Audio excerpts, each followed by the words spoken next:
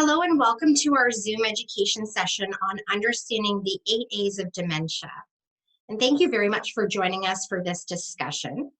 Our presentation today is all about discovering the meaning behind behavior when a person is experiencing changes in the brain as a result of having dementia. And the A's of dementia help us to understand how brain changes can lead to a change in the person's behavior, or in other words, how they think and how they act. My name is Sarah Cook, and with me today is Shelby Berry, and we're both education coordinators at the Alzheimer's Society of Peterborough, Kawartha Lakes, Northumberland, and Haliburton. And we certainly recognize that throughout our discussion today, there may be several questions that do come up for you.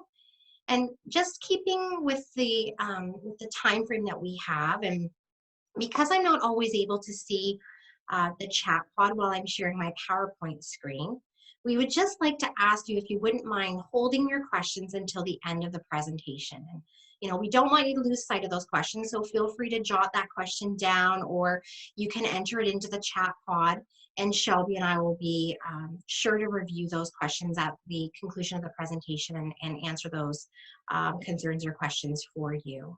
So thank you very much in advance for your help with doing that. To understand behavioral change, we first need to understand that significant changes happen in the brain throughout the progression of dementia. And when a person has dementia, the disease process that is occurring in their brain can affect various lobes within the brain. And when these lobes are damaged or they experience shrinkage, or what we often refer to as atrophy, we also see resulting changes in the abilities or the functions that those particular parts of the brain are responsible for. And as a result of brain damage, a person with dementia can experience physical changes, emotional, mental, and cognitive changes, as well as behavioral changes. And in the past, these behaviors have often been referred to as challenging behaviors. And that has mostly been due to the recognition that they can create challenges for the care partners who are supporting them. But today, we're going to move away from the term challenging behaviors and instead use what we refer to as the most person-centered and respectful term, responsive behaviors. Because as we're about to learn, the behaviors that a person with dementia may demonstrate are in response to something that is happening for the person. They're not intended to be challenging to others. And so we hope that you will help us to reframe these behaviors and help others to understand that the person is not doing it on purpose, and they're not doing it to be challenging. Their behaviors are instead a result of what is happening in their brains. So that's really a key takeaway from today's discussion. As mentioned previously, the focus of the discussion today is on the 8 A's of dementia. And the A's of dementia act as a framework to help us understand the changes that are happening in the brain and that are occurring as a result of dementia. So while we're going to talk about the A's in our session today, it is not important for you to memorize or even to remember the A terms. Okay? It's much more beneficial for you to understand how the changes that we're about to talk about can impact the person with dementia and their behavior. So I don't want you to worry. There is no test at the end to see if you remember the A's, and I'm letting you off the hook early with this. So don't be discouraged by these terms.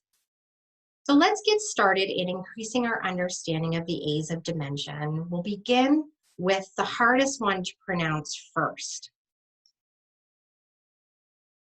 So you might be looking at this term and wondering, how on earth did this term ever get applied to a particular condition of dementia? And it wasn't about somebody being in the higher echelons of healthcare that chose the biggest and hardest word to pronounce, and they put it down on a piece of paper and they called it a condition.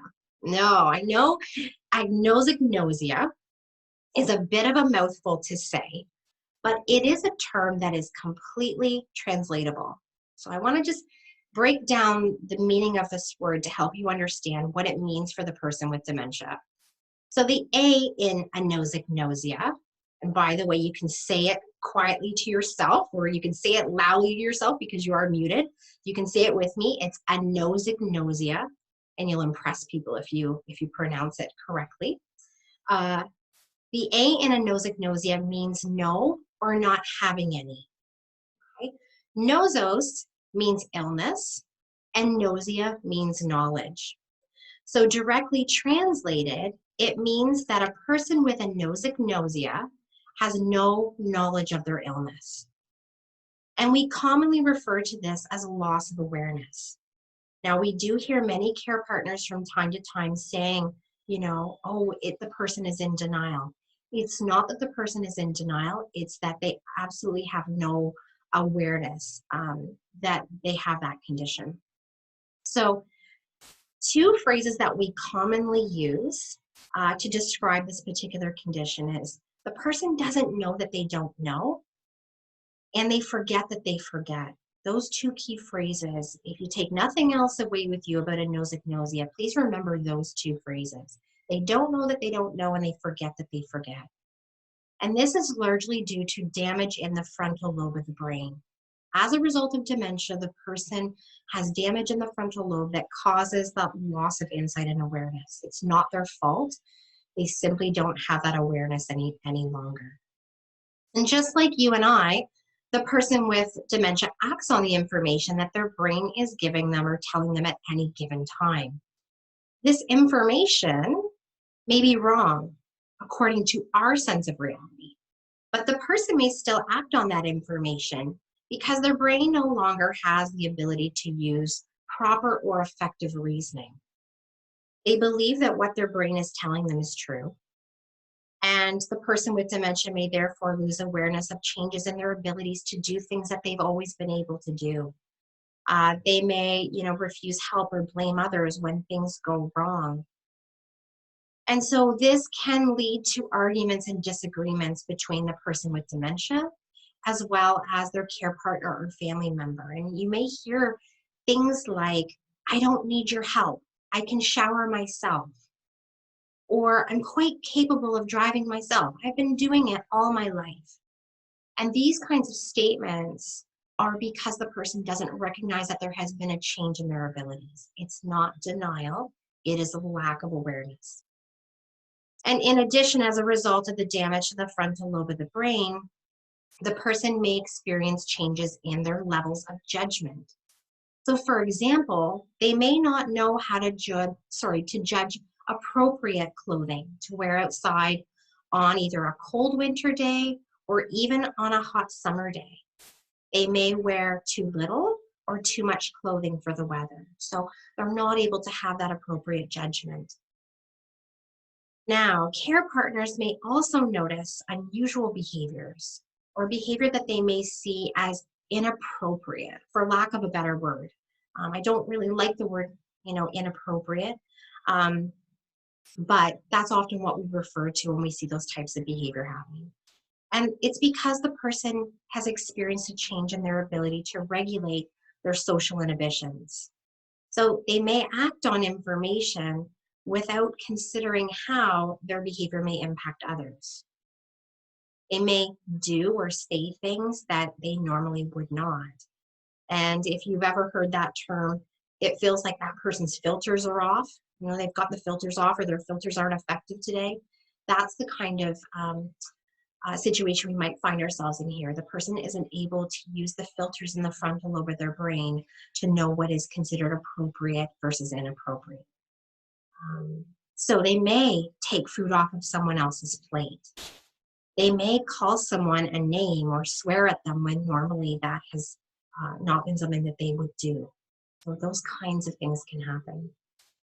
And people with dementia that have loss of awareness may also experience an increased risk to their safety and their well-being, because they may not recognize when a medical matter needs attention, for example. They may do something that puts their safety at risk. And this happens because they just don't know how to judge what is safe or unsafe. So, the person may have fallen and forgotten that they're injured as a result of that fall. It may not occur to them to seek out medical attention for a possibly sprained or broken ankle. The person may not understand that throwing a dish towel onto a hot stove could cause a fire, or that eating that spoiled food in the back of the fridge can make them very sick. So anosognosia can really have an impact on behavior for many different reasons.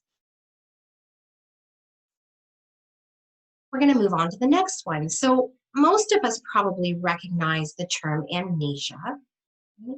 And while we just talked about anosognosia as referring to that loss of awareness and insight, the term amnesia is the term we use to refer to a loss of memory. And a person with dementia experiencing memory loss may have trouble with several different areas of their memory. Most often, when we are referring to the onset of dementia, the early stages of dementia, we're talking about short-term memory loss happening first. So it's often lost early on, and then it continues to progress as dementia continues to progress. So the person may have a difficult time remembering recent conversations and recent details and events. They may not be able to recall something that happened this morning or yesterday or even last week. And it's very difficult when a person loses short-term memory because the short-term memory bank in the brain is also important for new learning. So when we need to learn new information or retain information that we've just been told, it becomes very difficult when that short-term memory bank is damaged. So that can create some challenges for the person. And often I get the question, what's the difference between dementia-related memory loss and normal age-related forgetfulness? So it's more what you need to know about amnesia and short-term memory loss. It's more than just normal age-related forgetfulness. It's often what we say is when it becomes persistent short-term memory loss that affects that person's ability to function every day, that is probably related to, in addition to other symptoms, that could be related to the signs of dementia. So, if the person is forgetting to take important heart medication, they're forgetting to eat their meals, that affects their ability to function every day. So that could be a bit of a concern. And eventually, as dementia progresses, the long-term memory starts to be impacted as well. And, as a result, the person will have trouble remembering past experiences and how to do things that they've always been able to do. Long-term memory generally stays intact for quite some time, but usually it's affected later on in the later stages, the middle to later stages of dementia. A person with dementia may also have trouble with habitual memory. So that may be, remembering how to do things that have been repeated over and over, or activities that involve sequencing of steps in a task, an activity like tying their shoes, for example. And that can be very difficult for the person with dementia because it's often activities that they've been so good at, so used to doing for most of their life. And it can hit them really hard when they start to have difficulty with those kinds of things. And then the other area that we often speak of in terms of memory loss is loss of unconscious memory. And that's really about remembering things without really having to think about how to do it. So unconscious memory is enabled, it's supported by our past experiences, our previous experiences. And so when you think of things like driving a car or brushing your teeth or putting a pot of boiling water on the stove to cook some potatoes or some pasta, buttoning your shirt, those are the kinds of things that are done unconsciously without really ever having to think about it. So those are the kinds of things that may start to present some difficulty.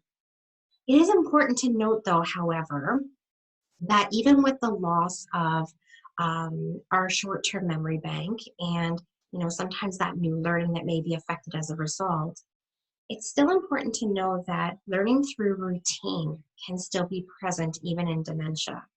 So I want you to think about the example of a person with dementia moving into a long-term care home. They may be able to find their way to the washroom from repeating this task several times over several days. And so they may be able to find their way there and back again. But if you ask them for directions to the washroom, they probably wouldn't have the sequencing abilities to be able to tell you those step-by-step directions. That's just kind of the difference there.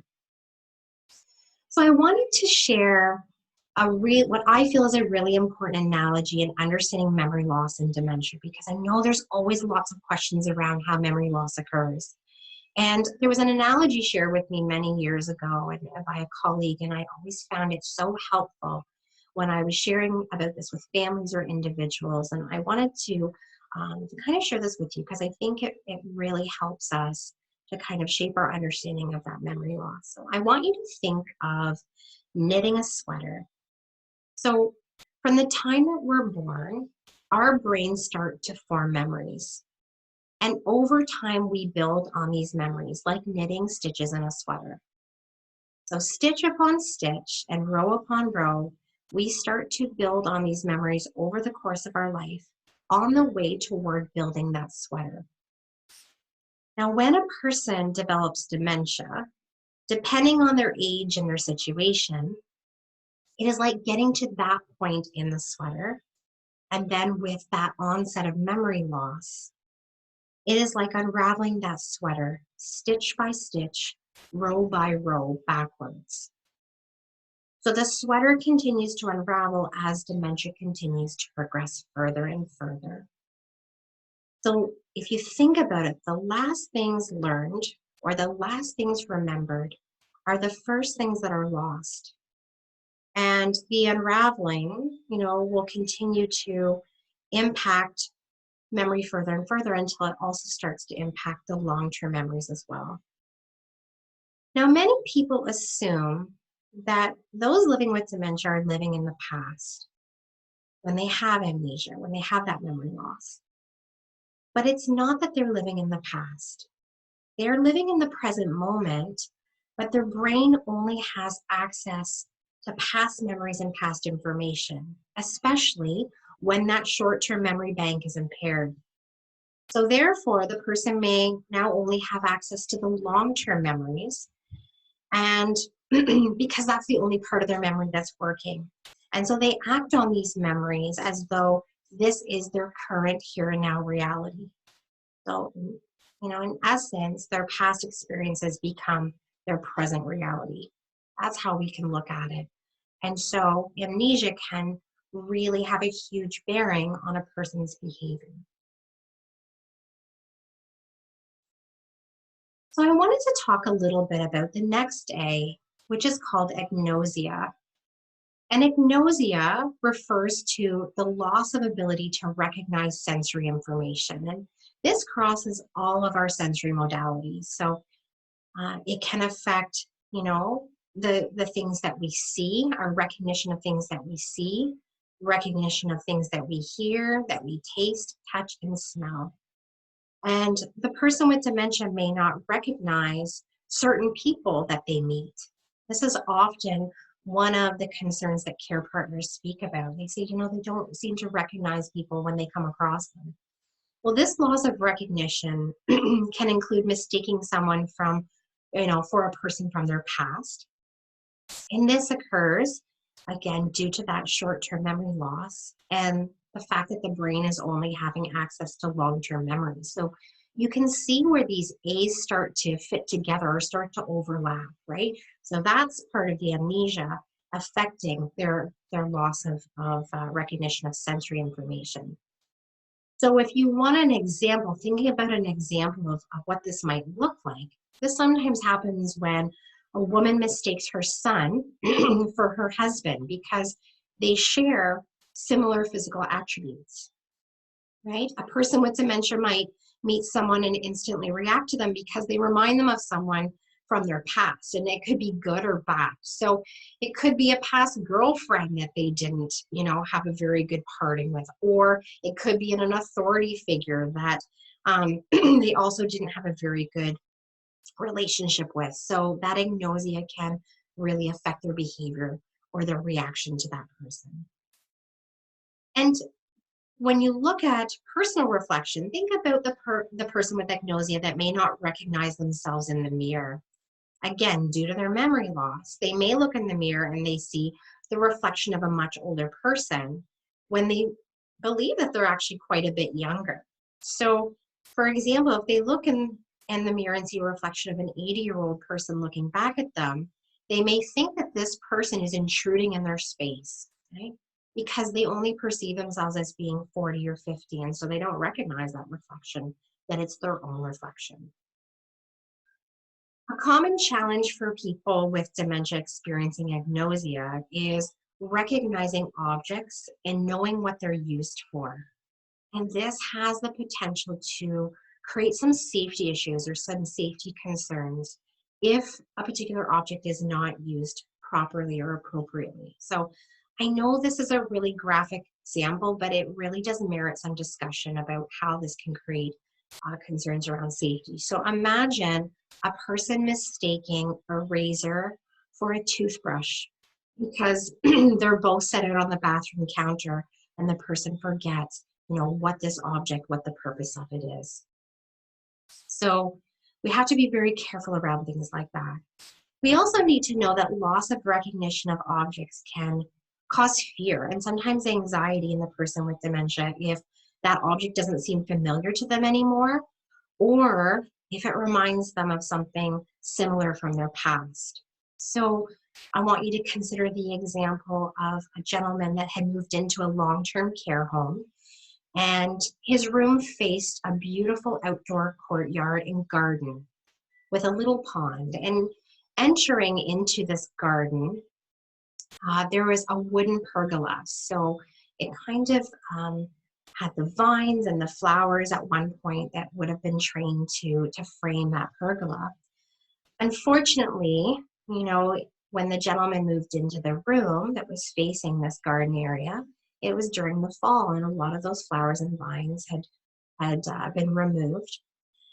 This gentleman loved the outdoors and loved the bird feeders that he could see hanging, so they thought this was a really great fit for him. Unfortunately, though, when he looked out, he didn't see a wood pergola. He saw what he thought was a gallows where people were taken to be hanged. So his misinterpretation of that information created, instead of a nice, peaceful room for him, it created a lot of fear and a lot of anxiety. And unfortunately, they had to move him because it created so many behaviors as a result. So again, what looks to us like a pergola meant something very different to this gentleman. So that misinterpretation of sensory information can happen quite often. And, even the person may misinterpret something that they hear. So a sound can cause fear or anxiety. If the person hears a war movie playing in the background or an air raid siren from a movie and they think that there's an actual war going on or that they're part of it, right? That can create a lot of behaviors. Even some of the new fire alarms or smoke alarms in the long-term care and retirement settings don't sound like the fire alarms that many of us are used to. And so, even if those alarms are going off, does the person truly recognize the reason for those alarms and what they're supposed to do, how they're supposed to respond? I just want to share a quick example of I supported a lady doing some education with her that worked in a long-term care home. And this was several years ago. And she had had a long career in long-term care. So I remember her telling me about the times where they used to have bells that would signal shift change, and they would have the old smoke alarms. And so this particular gentleman in the home, he was a retired firefighter. And whenever he would hear any kind of auditory clue, like an alarm going off or a bell to signal that shift change, he would run around the building trying to get everyone out into safety. And in particular, he always reached out to try to find this staff person. He would, not leave the building until he helped her to get safely out. And she often said that she feels that she must have reminded him of something that he maybe wasn't able to say once upon a time. So, he still believed that was his job. And those auditory clues, it caused him to misperceive the reason behind that. So agnosia is really key to keep in mind, especially when we see some of those types of behavior happening. Now, aphasia is the loss of language abilities. And many of you are probably familiar with the term aphasia. Some folks even know because it can happen as a result of a stroke. And, as we know, language is made up of both speech and comprehension. So in other words, it's both the words that we say and how we say them. But at the same time, it's also our ability to understand what others are communicating to us. And the loss of these abilities can vary greatly from person to person with dementia. Um, and speech and comprehension loss can occur together at the same time, but they can also occur at different times, and we're never sure which way that may go. So it's different, and it's different for each person, and it's often difficult to anticipate.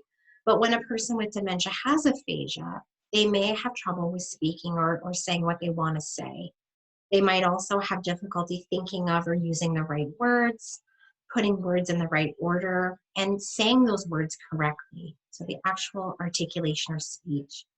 A person with dementia may say something like, I want a slice of coffee, instead of I want a slice of cake. They may mix up the word, or I want my cold sweater, when they're really trying to communicate that I'm cold and I want my sweater. Their speech could be vague as well, because they may be struggling to find the right word to help communicate or to describe their need. So for example, the statement, I need to go where they feed you. That may leave you as the care partner wondering, if the person is trying to find the word kitchen, or perhaps dining room, maybe it's restaurant, or even the refrigerator to tell you where they would like to go to get that food. So the words may not come to them, and they may look to you to fill in the blanks for them.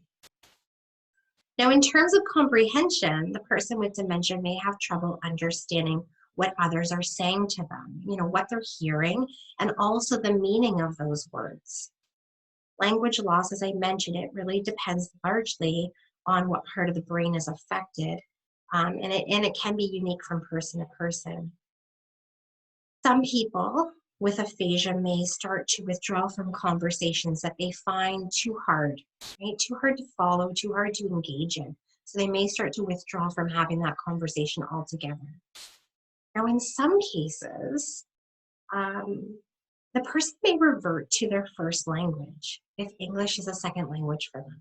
So I want you to think back to that sweater analogy that we spoke of, and to imagine, combined with aphasia, a person with dementia that moved to Canada from Poland when they were 20 years old. They began to speak English. Well, if you can imagine from the damage that's caused from the process of dementia in the brain and the loss of that memory, they may go back to actually using that first language if they've unraveled that sweater back far enough, where now they're speaking Polish again. So it's important to keep that in mind, that could happen. And of course, in addition to these other areas, the person with dementia may have difficulty understanding written words or written symbols. So reading may start to become increasingly problematic for them. So we started off talking by, mentioning that language is both speech and comprehension. And what's important to recognize is that speech and comprehension are occupied in two different parts of the brain. So we're never sure, it could be the speech that's affected first or the comprehension, it could be both. But an important point that I want to make here is that we should never assume a couple of different things. So the first is that we should never assume that just because the person can articulate or use speech still effectively, that they understand the consequences or the meaning behind what they've just said. And the reason I say this is I never want you to take it personally if the person says something out of anger, or they start calling you in every name in the book, or they're swearing. They may be able to get those words out, but do they truly understand what it is they just said to you? So that's one aspect. And then we can have the situation that's vice versa. They may know full well what they want to say to you. The meaning may be there, but their brain lacks the ability now to help them articulate that and to put that into words. And both situations can be equally frustrating. But I hope that really helps you to understand that we don't ever want to take it personally, that there's different areas here that are becoming very challenging for the person with dementia. The term apraxia refers to the person's loss of what we refer to as purposeful or intentional movement. So the person may experience difficulty directing their body parts to do familiar tasks or even to get those body parts up and moving. So that can be really, really challenging for them. They may lose the ability to plan and sequence their activities. So in other words, they might experience challenges putting things in order or following the steps of a task or activity. When you think about the more complicated tasks like doing their banking or cooking or dressing themselves, those tend to be the things that present some of the greatest challenges for them. And I want you to think of an example of where apraxia might come in. So I want you to think of a bottle of water sitting in front of you on the table. So I'm talking about the water bottles, the disposable plastic water bottles. And you see that bottle of water in front of you and you think, oh, I'm really, really thirsty. Well, there's a lot of things that are now going to start happening in your brain to make it possible so that you mobilize your body to get to that bottle of water to take a drink from it. So I want you to think that if that bottle of water is out of your reach, you've got to make your body move or your arm move to be able to pick that bottle of water up. Now's the tricky part, because as many of you know, if you've tried those plastic water bottles, those little lids are sometimes really difficult to get off. But you have to be able to unscrew that lid. You have to be able to raise that water up to your lips and drink from it. And that's a whole series of movements that your brain has to try to control. And if your brain is having a difficult time doing that, it may not happen for you. So, just something as simple as being able to make a cup of coffee or to reach for a bottle of water, or a person with dementia that's brain is impacted that way, it may be very difficult. And the person living with dementia that has apraxia may also have trouble following instructions or directions when they're given. And it may appear as though they're not listening to the direction or listening to what is being requested of them. But it's really their brain is having a very hard time communicating to the body part about what it needs to do. And it may look like resistance. The person may sit there and it may look like they're resistant to doing it when really it's the brain that's not having that ability to follow through. So as dementia progresses, the person's sense of space, right, may eventually be affected. And they may have increased difficulty in understanding specific directions as well to help them mobilize themselves, like knowing their left from their right or the front from the back. So it may not be helpful to use directions like, okay, let's put your left arm in your left sleeve or your right arm in your right sleeve, because these directions may no longer be understood by the person that's experiencing apraxia. And that can sometimes cause those behavior changes to happen as well. Apathy is the next area that we're going to talk about, the next A. And many of you may be aware of the term apathy, but really not know the true definition behind it. Apathy is the term that we use to describe a loss of motivation that a person with dementia may experience as their brain continues to change. When there is damage or atrophy in the frontal lobe of the brain, we see the initiation centers in that part of the brain being impacted. And when the initiation centers are impacted, a person with dementia may lose the ability to start activities, even if they're interested in that particular activity. They may lose the motivation to get involved or to stay involved in activities or social opportunities, or even to get involved in tasks that they've always really enjoyed. A person with apathy may show little or no emotional response, to a particular situation or to a particular experience. And sometimes to care partners and family members, it appears as though the person just doesn't care about the situation, or They don't care about how they respond, or they don't care about how their behavior may impact others. That's how it may look to us. I've even heard some care partners say that the person with dementia may take on a vacant look. So if you've ever noticed that, where there's little to no facial expression to demonstrate how they may be reacting or feeling at any given time to a certain situation, that may not be there as well. And apathy can become much more apparent in people with dementia that have in the past experienced a significant amount of agitation or restless behavior. And I've heard this mentioned too, that care partners or family members may mistake the person as improving their dementia. Oh, they're actually improving, because in actual fact, the apathy is causing the person with dementia to experience less agitation and less restless behavior. So that's important to be aware of, is that it's not that the person may be improving, it's that apathy has now come into play. And while apathetic behavior may closely resemble depression, because many of you might be thinking as we're talking about this, well, apathy seems a lot like depression. It is very important to recognize that apathy is not depression. Now, both depression and apathy can certainly be present in a person with dementia, but it is really key to recognize the difference between those two things. So let's start with depression. So depression can result from chemical changes in the brain that may result in the person not having the same drive or the same initiative to involve themselves in the activity or the social opportunity that's available to them. A person with depression can usually explain their reluctance, though, to stay involved in doing something by saying, things like, I'm just not feeling up to doing that today, or I don't have the energy to do that right now. I don't feel like going out and being surrounded by people. So in other words, there's a reason for why the person is demonstrating that lack of initiative. And it's usually as a result of an emotion like feeling sad or energyless or overwhelmed, or simply just not feeling up to it. So there's an emotional quality attached to the reason why the person does not want to stay engaged in doing something. With apathy, on the other hand, there is no emotional response for the person, right? Not having that motivation.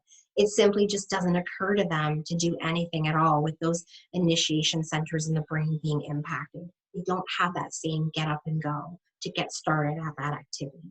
And that's a result of the brain damage that they're experiencing. So apathy can cause, that sometimes that lack of behavior, that lack of initiation. All right, we've got two more to cover, and the next one is a biggie. We talk about a lot of loss that happens in dementia as the brain changes continue to happen, and one of those major losses is altered perception. And altered perception is commonly referred to as misinterpretation, as it refers to when a person with dementia has trouble perceiving the world around them correctly.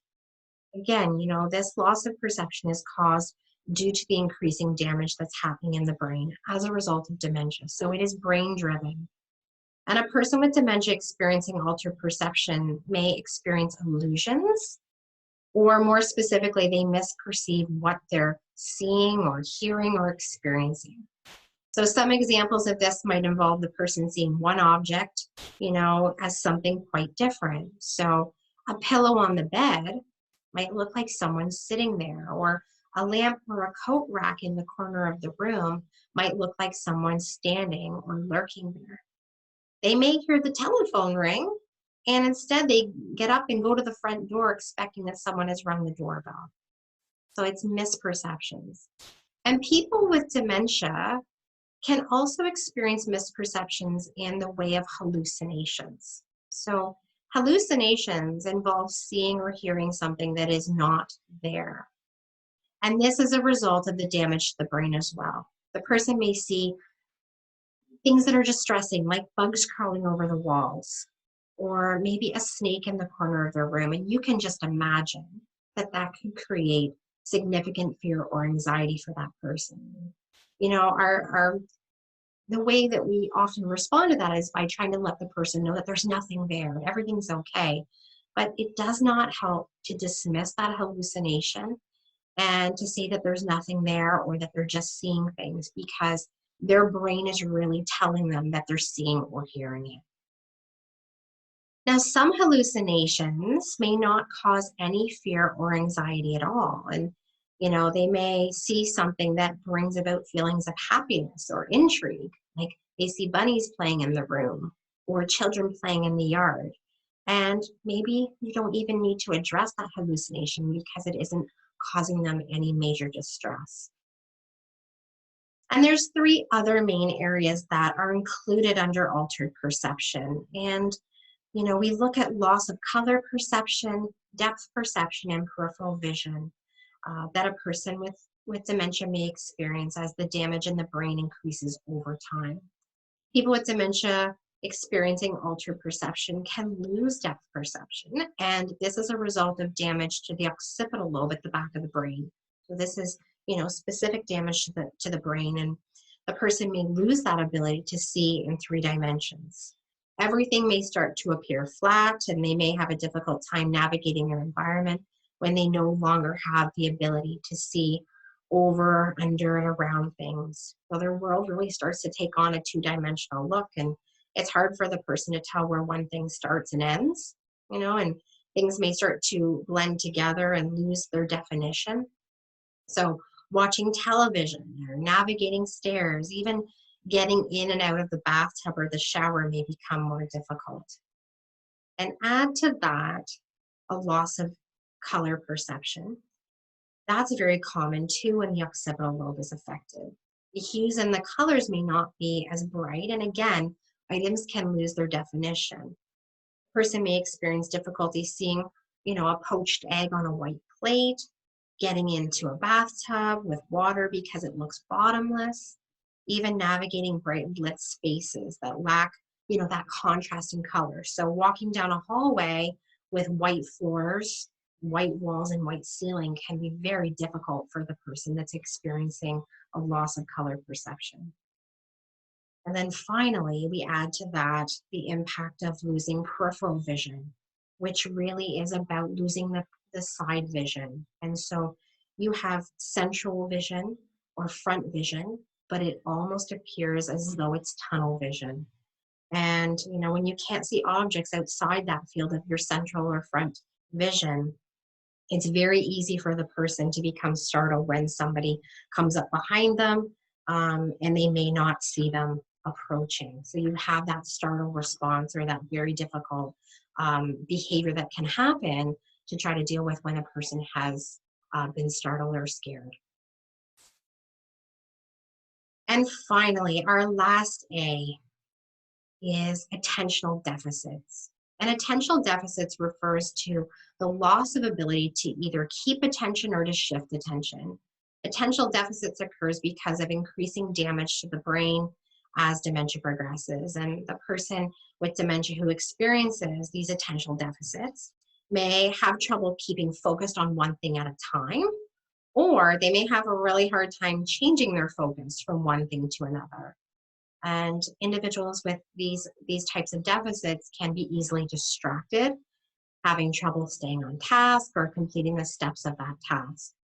So an example of not being able to shift their attention is evident if the person, demonstrates repetitive actions like folding and unfolding a napkin over and over again, or polishing that countertop endlessly just that they can't quite get it clean enough, or maybe tapping constantly. Those are the kinds of things that can happen because they're getting stuck on a particular repetitive action and they don't know how to switch to something else. A common example of not being able to sustain attention the other way, it may involve a person getting up from the table before finishing a meal, even though moments ago they told you, how hungry they were, and you notice that they haven't really eaten much food on their plate, but all of a sudden they're distracted and they're up and they're gone from the dinner table. So those attentional deficits can really affect the person's ability to, to navigate a conversation or to navigate that particular task or activity. So hopefully Our review of the 8 A's of dementia has been helpful to you in understanding why responsive behaviors may occur. And I'm now going to turn it over to Shelby, who is going to help us to recognize and respond to behavioral change when it does happen. Shelby, the floor is yours. Thank you. Can you hear me okay? I can. Okay, perfect. So now that we have used the 8 A's of dementia to help us understand why responsive behaviors may occur, we're going to talk about some key points to keep in mind when thinking about behavioral change. So behavior is a way of communicating. So from the moment we are born, our behavior is a means of communication. So it's saying something about us. So babies and toddlers may cry when they're tired or hungry or in need of attention. And even as we grow up and develop the ability to communicate through words, our behavior still says a lot about us, sometimes still even more than the words themselves. So the same is true for the person with dementia. Their behavior is telling us something.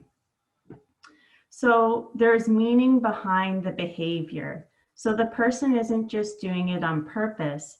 There is a reason for their behavior. So this is important, and you'll hear it a lot from us today. It's also important to know that most behavioral displays don't last too long. They're what we refer to as time limited or episodic. So behaviors happen because the person is trying to communicate something to us, whether it's a need that's not being met, a dislike for something, or an urgency they have to solve a problem. The behavior occurs as a way of expressing themselves whenever they're having a hard time getting their point across, but it does not usually go on and on. So due to the progressive memory loss, the person will most likely have forgotten about it after some time or perhaps moved on to something else. So most behavioral displays are the result of an unmet need. So that could be what the person's trying to communicate to us. So it could be that the care partners and family members are having a hard time understanding the person's need and how to meet it, or perhaps it's not possible to meet that person's need. It may be that the person with dementia has lost the ability to effectively communicate what that pressing need is, so the behavior occurs as a result.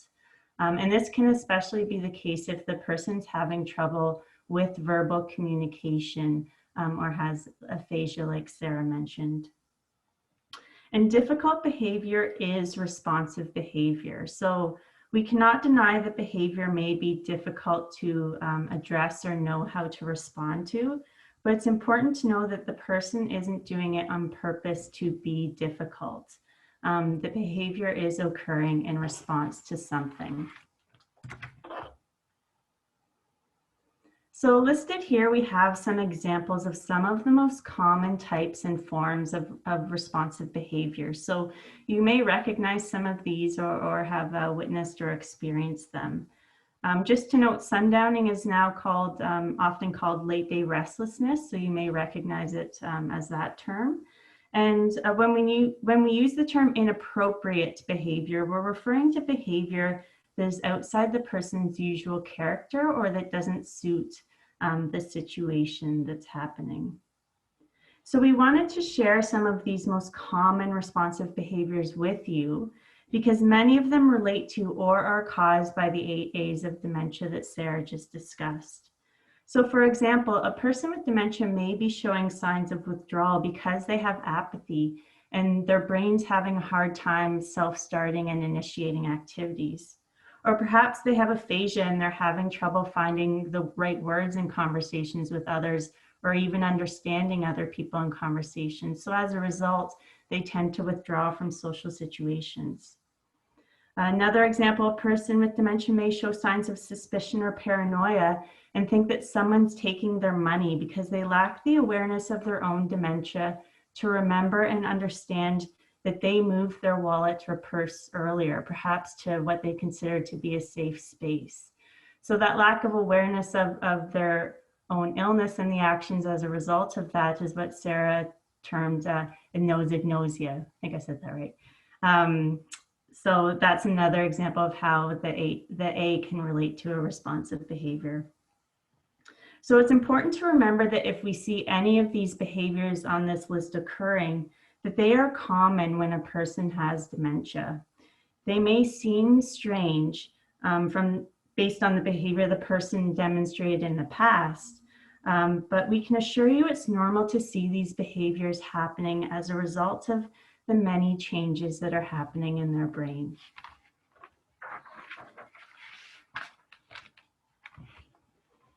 So now that we've had a chance to increase our understanding of why behavior change happens when a person has dementia, we're going to talk about some effective strategies that could be helpful when addressing responsive behaviors when they do happen.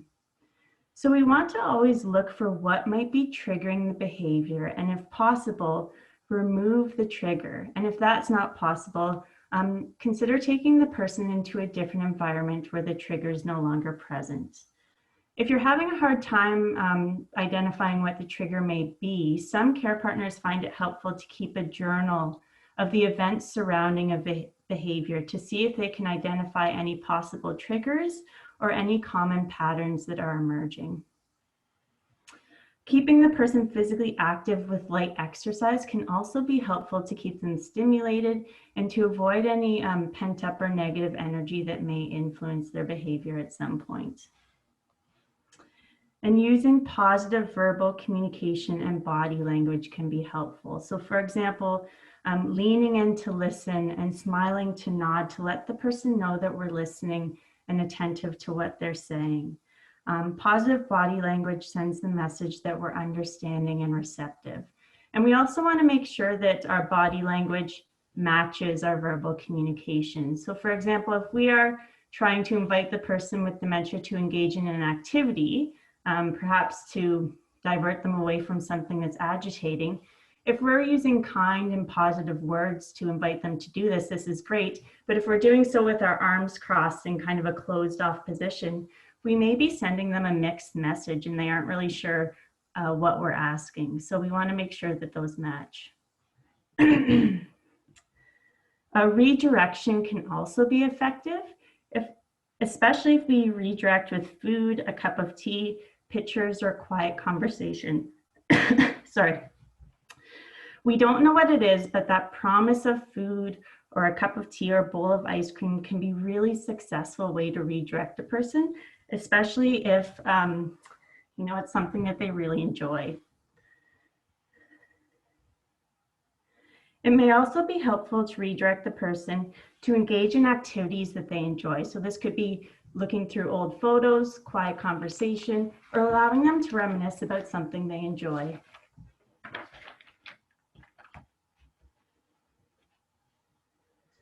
We also want to give the person as much space and control as possible. So the person may be demonstrating a behavior because they feel they've lost control over the situation. So it can help to give the person as much space as possible to de-escalate and restore to a level of calm. So sometimes the very presence of a caregiver can actually make the situation escalate further. So if this is the case, sometimes it can be best to remove yourself from the situation. So not abandoning the person or leaving them, but just making an excuse to leave the situation. So it could be saying that you're going into the kitchen to get some tea that's been steeping. And from there, you just watch them and see how they're doing. And then before you check in on them, or you could get someone else to go check in on them if that would be better. We also want to consider asking the person what is wrong, because sometimes they can tell you. So sometimes we make the assumption that the person may not be able to communicate how they're feeling or what they're thinking, but we should always make an effort to see if they can tell us what is wrong or perhaps give us some helpful hints. And determining what activities provide them with enjoyment and incorporating these into an intervention plan. So if we know what activities bring the person a sense of calm and enjoyment, we can plan to initiate these if we see the onset of a responsive behavior. So for example, if the person tends to show signs of agitation in the late afternoon, this may be a good time for them to set the table for dinner or peel potatoes or fold some napkins if that's something that they enjoy. And it can be helpful to ensure that there's a calm and safe environment accessible to the person with dementia. So this space can be helpful for them to retreat if they're feeling anxious or overwhelmed. And having this space away from noise and distractions can be important for de-escalating behaviors. So for example, if the family's over and it's getting quite busy with conversation and people, and we start to notice that the person might be overwhelmed, we can take them to this quiet space where they can calm down. And perhaps later, family members can visit them one-on-one in this space. And always share your ideas and successes with others. So it's always helpful that if you found a great strategy for addressing a behavior, to share that with your circle of support, with the hopes that moving forward, these consistent approaches can lead to helpful and consistent results, no matter which care partner is helping them.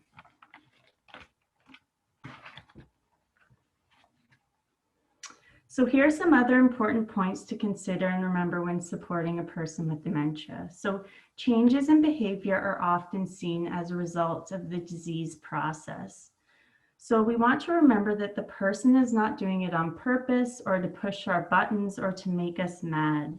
The changes you are seeing in their behavior are a result of the changes that are happening in the brain due to the dementia. So when we see something strange or different or unnerving happening, always take it back to the brain, understanding that the person cannot help it. And Sarah mentioned this earlier, but we also want to try not to take any behavior personally, which can sometimes be easier said than done. But we want to remember that the person with dementia would not mean to hurt you for the world. And it's very easy to take behavior personally, but remember that the person may be acting out of frustration or that unmet need, or because they're confused about something that's happening around them. Their first thought is to protect and defend themselves from something that appears to them as though it's a threat to their personhood. So remember, responsive behavior is still human behavior. It's something we're all capable of demonstrating given a certain set of circumstances or a specific reality. So we all act on what our brain is telling us at any given moment, and it's no different for the person with dementia, except their brain isn't always giving them the correct information, and the reality may be different than ours. And we want to continue to look for the person behind the disease because they are still there. So it's so important to know the person and to keep the person at the center of everything we do with them, and to treat them with respect and understanding. So we want to avoid defining the person by the disease and instead see them as a person first who's living with a disease. And then we also want to build on the strengths and abilities of the person. So it's so easy to get caught up in the losses that the person with dementia may experience as their brain continues to change. And there's no denying that we're seeing a significant amount of change and loss to the person's skills and abilities. But with that understanding, we still need to identify strengths that remain for that person and build on what they can still do. So for example, the person with dementia may not be able to button up their shirt, but they can still put their shirt on. So this is an important achievement that we want to recognize, and we want to continue to look for achievements like this. And lastly, we want to focus on the positive. So it can be really difficult to see the positives sometimes when so much change is happening, but focusing on the positive can help us to stay motivated as we continue on this caregiving journey. And when we focus on the positive, it can help to reduce stress and find ways to help the person live as well as possible with dementia.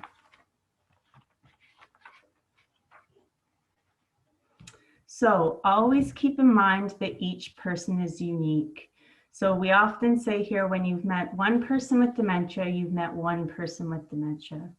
So just as we are all unique individuals, each person with dementia is unique in how they're affected by dementia and the strategies that will work best for supporting them will also be unique. We also all communicate by emotion, expression, and touch. So communication is still achievable. Effective communication can help us to reduce responsive behaviors when we figure out what works best for that person. And feelings remain despite the losses. So the person with dementia may forget a lot of things because of memory loss and as it increases, but they may not forget the way you made them feel. So emotions can stick sometimes.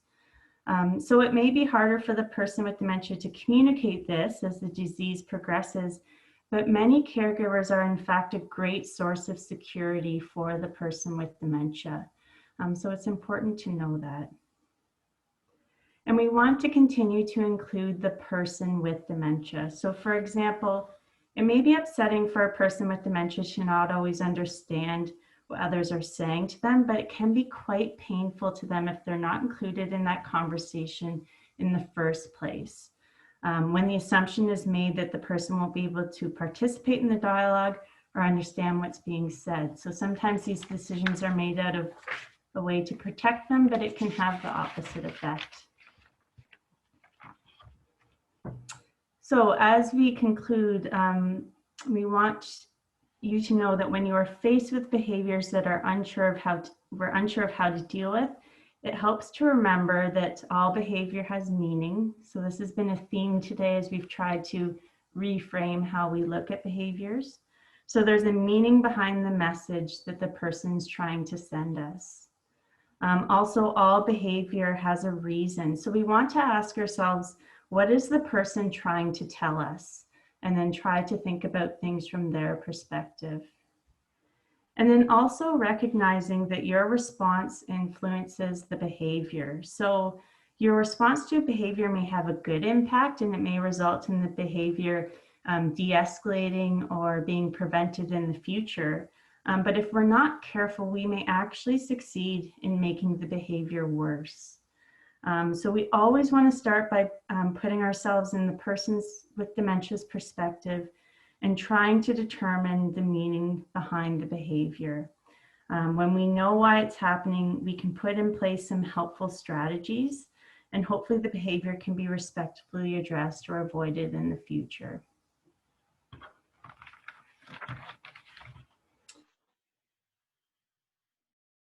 I want you to know that we understand that living and supporting someone with dementia is not always easy. So we want you to know that you're not alone, that the Alzheimer's Society is here to help and to provide continued support. So we have a range of supportive services available to you. So do not hesitate to connect with us if you have any questions, if you'd like some more information or resources, or if you'd like to speak with one of our client support coordinators in more detail about what you're going through.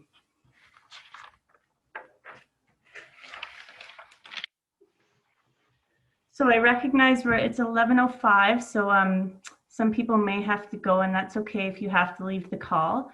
But this is often a topic that has a lot of questions and discussions that come along with it. So we are going to unmute everyone to field any questions that you may have about this topic.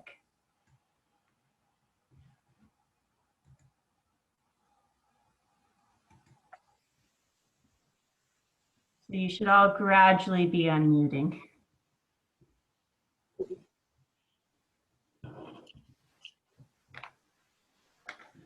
So are there any questions from our discussion today? We'll check the chat here. Very good information, well presented. Thank you, Katie. Okay, I have one. Sure. All of these behaviors, a person with dementia may have some or all of them, right? Like it's not, a person with dementia may not have all of these behaviors. That's right. They may, each person's unique. So someone may present with some behaviors and someone else may present with others. So just because they're all listed there doesn't mean that a person with dementia is going to experience all of them. Right. It's very unique to that person. So it would be at different degrees as well. Exactly. Yeah. Yeah. Okay. You have anything to add there, Sarah? Well, I was just going to mention, you're so right, Shelby. It's very unique to the person. When we talk about the A's, we talk about them collectively like that because these are the most common reasons for behavior to occur. And it doesn't mean that somebody's going to have all of the A's, but most people, most situations that we see as a person continues to progress throughout the early, middle, and later stages, most individuals do demonstrate one of those A's at some point in their journey, but it doesn't mean that they're all going to happen at a certain time. It's different because of how the brain is being affected and the order of how that is being affected. So Right. globally, though, it's not, what we want you to be aware of is that it's not unusual if you see amnesia happening. Amnesia and anosognosia tend to go hand in hand.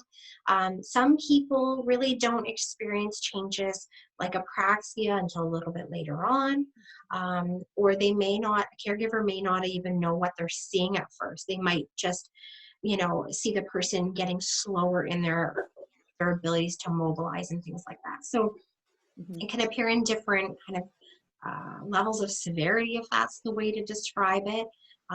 But we talk about them like this so that people know that it's not unusual to see those things happening, and also to know that, we don't want to panic anybody by saying these are the things that are going to happen. We just want you to be aware that if they do, that it's likely because of the changes that are happening in the brain.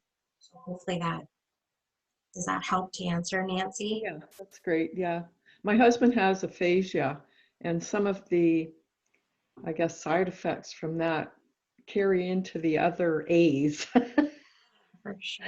like not being able to follow directions and, you know, well, he has memory loss and cognitive impairment too, but um, I just saw some of the side effects from having aphasia in other areas as well.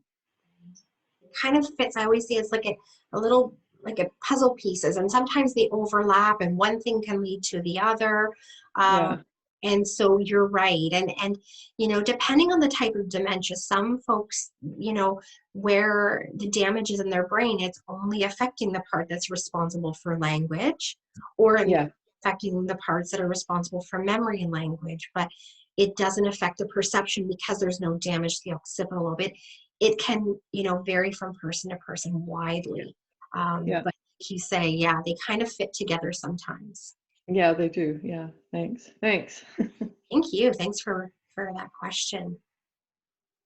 Any other questions or comments even about, if this information was valuable or helpful for you? But Sarah, yeah, I just with the different, people I have known, I saw that they would latch on to one trait and really work it. Like my mother-in-law wiped the table so at the home, so they would give her a tea towel and she would wipe all day continuously. And so they get different things and seem to lock in, I think. and it's so valuable to be able to use, that's happening as a result of a need, Joan, right? And something that the person really enjoys. And if you can, you can keep them occupied with something that will kind of provide that stimulation and exercise that skill or that ability, those are the wonderful things. So like Shelby was mentioning, it's nice to be able to find those tasks or activities that you can incorporate as part of that intervention, plan, so that if the person is demonstrating a behavior, they start to get agitated at a specific time of day, or they have that need to pace or to be up and moving, that you can give them that cloth to go around and clean, and they're so happy and they feel fulfilled and successful in engaging in those activities. And you see often the behavior, what could be seen as kind of a difficult behavior or a problematic behavior, you see it become something that can become successful or accomplish something, and it turns into a real positive. So I really appreciate, Joan, what you said there, because you're so right. And it could be, you get those potatoes peeled for dinner because the person is really enjoying being active in that task, or the napkins get folded, or the table gets set. Yeah, the laundry gets folded, those kinds of things.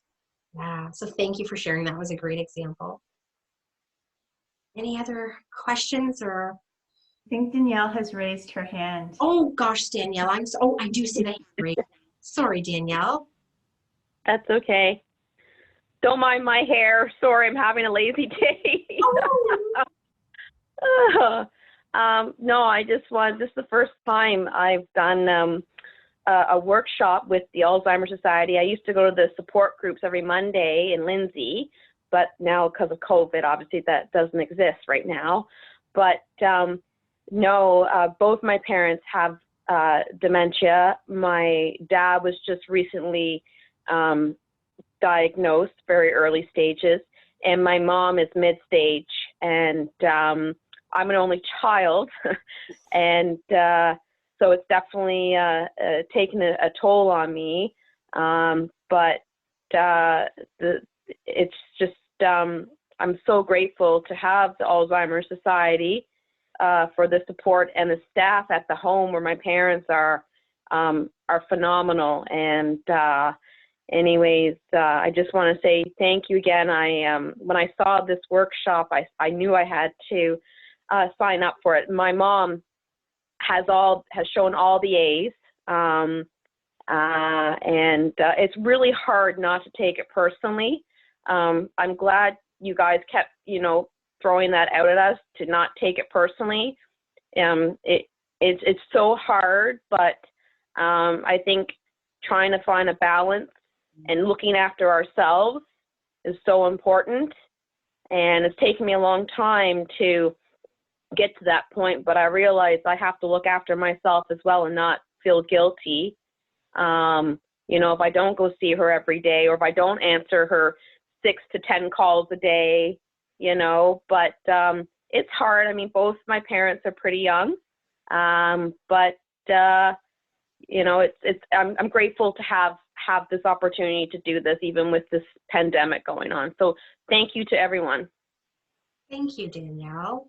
You've got your hands full. You've got your hands full, but the positive attitude that you have, and to be able to come and increase your learning. We hope this has been helpful for you. And it's difficult. It's difficult for anybody when they have one person that they're supporting, let alone two. And when you're an only child, that kind of falls to you. And so, thank you for attending today. And certainly we hope, this information is helpful. That's what we're just, that's what we're here for. We want to make this journey a little bit easier. We know there's a lot going on, and there's not always information that others, can understand if they're not kind of going through the same situation. So we appreciate that's key, is talking to other people who are going through, every person is different that's affected by dementia, but it's nice to talk to other people who can understand, that road you're going down. So again, thank you very much. Thank you. Thank you so much. That was really lovely to hear, and we appreciate that very much. I'm going to say something as well, Danielle. Oh, Pardon me? Sorry. Did I interrupt you, Katie? I'm sorry. No, that's okay. It's hard because I'm not on video today, so I can't put my hand up. But hi there. I just wrote a note to everybody that the Alzheimer's Society does do online group meetings, and they're just fabulous. I put Wednesday. No, it's Thursday. Thursday at 1 o'clock. And I think you could tell her how, Sarah, to link up to absolutely. that support. Yeah, you just reach out to us and we can put you in touch with the right information about the groups and different things that we have going on right now, especially during the pandemic, to help support you. So thanks, Katie, for mentioning that. And yeah, please feel free to reach out to us for that information. We're happy to provide it for you. Thank you. I was just going to reiterate the same thing, Kathy. So the support group on the Thursdays, the information that is on any of the Alzheimer's websites, to be able to go back, and the resources, go look at some of the videos. They have been absolutely phenomenal. A lot of really, really good information. Thanks, Karen. Yes, and so that does merit mentioning that many of the recordings that we have done, we did many education sessions throughout the spring and summer, and we recorded them, and they're on our YouTube channel, but they're also on our website under the video resources section. So if you ever want to take a listen back through, or, you know, the beauty is sometimes hearing it a couple of different times, you pick things up a second time. But those are all there for you as a resource. Or there is a lot of good information, and there's many times I've gone back. Oh, that's great, Karen. Well, thank you. And please feel free to pass it on to anyone that you feel would benefit from it. Because we just want to reach out and provide the best support and education that we can. So thank you. Thank you for those lovely comments. Any others or any other questions? Oh, Jeanette, I see your hand. Hi, I have to leave, but I just want to say thank you to both you and Shelby for a wonderful session, and everything you say is so familiar, all too familiar. But at least you give us strength to be patient and kind, so that's important. Okay. Thank you, Jeanette. Thank you. Bye-bye now. Bye now. Any others before we end our session for the day? Any last words, Shelby? I think most of you probably saw this when you registered for this course, but in case you haven't, we have a series of them coming up, virtual ones, I mean. And next week, Anne-Marie Peters is doing a mindfulness workshop for caregivers virtually. So she did some talks in the past for us about like the effects of stress on the brain and things like that.